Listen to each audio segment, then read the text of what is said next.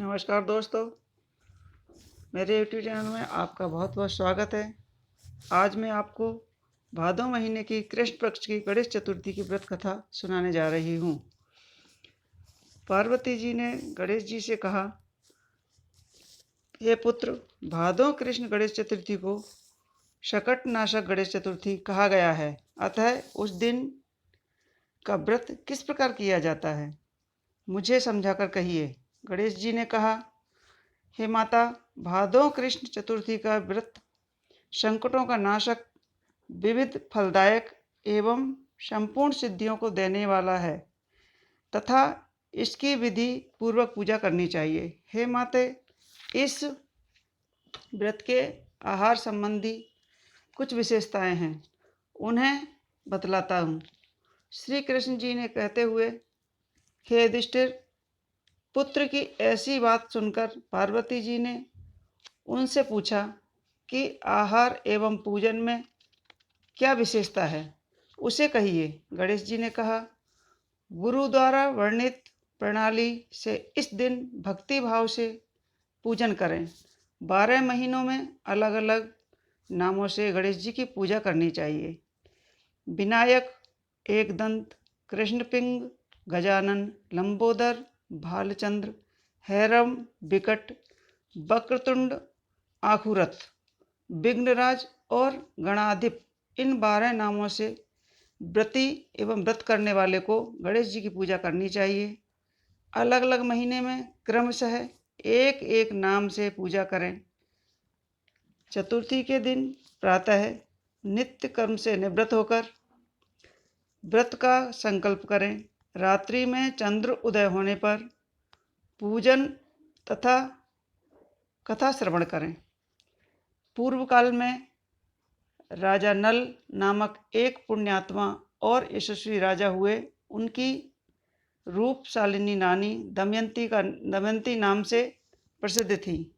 एक बार उन्हें शापग्रस्त होकर राजविहीन होना पड़ा और रानी के वियोग से कष्ट सहना पड़ा। तब उनकी रानी दमयंती ने इस सर्वोत्तम व्रत को किया।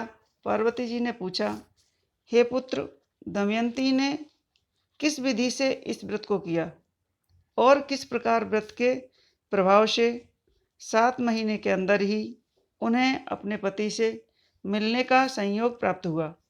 इन सब बातों को आप बताइए।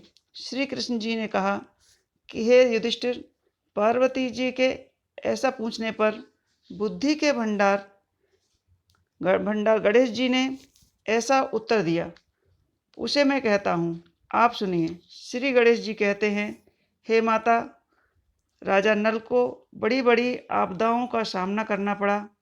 हाथी खाने से हाथी, घोड़साल से घोड़े का अपहरण हो गया, डाकुओं ने राजकोष लूट लिया और अग्नि की ज्वालाओं से घिरकर उनका माल भस्म हो गया। राज्य को नष्ट करने वाले मंत्री लोगों ने सभी साथ छोड़ दिया। राजा जुए में सर्वस्व गवा बैठा। इस कारण उसकी राजधानी भी उसके हाथ से निकल गई। सभी ओर से निराश हो और असहाय होकर राजा नल वन में चले गए। वन में रहते समय उन्हें दमयंती के साथ अनेक कष्ट झेलने पड़े। इतना होते हुए भी उनका रानी से वियोग हो गया। तत्पश्चात राजा एक नगर में जाकर काम करने लगे, रानी दूसरे नगर में रहने लगी तथा राजकुमार भी अन्यत्र नौकरी करने लगा। जो किसी समय राजा रानी राजपुत्र कहे जाते थे, वे ही अब भिक्षा मांगने लगे। तरह तरह के रोगों से पीड़ित होकर एक दूसरे से विलग होकर अकर्म फल भोगते हुए दिन बिताने लगे। वन में भटकते हुए दमयंती ने महेश्वरी सरभंग के दर्शन किए। उसने उनके पैरों पर नतमस्तक होकर हाथ जोड़कर पूछा, हे ऋषिराज, मेरा अपने पति से कब मिलना होगा? किस उपाय से मुझे हाथी घोड़े से युक्त अपनी घनी आबादी वाली नगरी मिलेगी? मेरा भाग्य कब लौटेगा हे मुनिवर, आप निश्चित रूप से बताइए।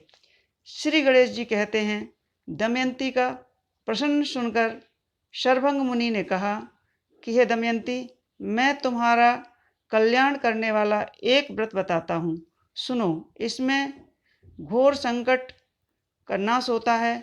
यह सब कामनाएं पूरी करने वाला एवं शुभदायक है। भादो मास की कृष्ण चतुर्थी संकटनाशक कही गई है। इस दिन सभी नर नारियों को एक दंत गजानन की पूजा करनी चाहिए। विधि पूर्वक व्रत एवं पूजन करने से ही हे रानी तुम्हारी संपूर्ण इच्छाएं पूरी होंगी।